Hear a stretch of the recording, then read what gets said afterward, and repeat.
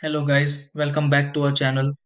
If you recently received a DoorDash gift card and want to use it the right way inside the DoorDash app, the process may feel a little confusing at first, especially if this is your first time redeeming one. Some users try entering the code during checkout and wonder why it does not work, while others are unsure where the gift card balance actually appears after activation. Since a DoorDash gift card usually needs to be added to your account before ordering, knowing the correct process can help avoid confusion and make checkout much smoother. The great thing is that once the gift card is added correctly, the DoorDash app can automatically apply the balance to eligible orders. In this video, I will show you step by step how to properly use a DoorDash gift card in the app. Try these.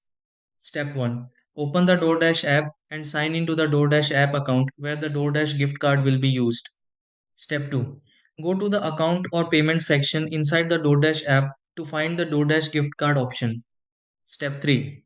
Enter the DoorDash gift card code carefully in the DoorDash app and add the DoorDash gift card balance to the account. Step 4. Choose items inside the DoorDash app and continue to check out using the DoorDash app order screen. Step 5.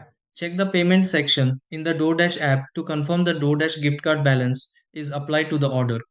Step 6.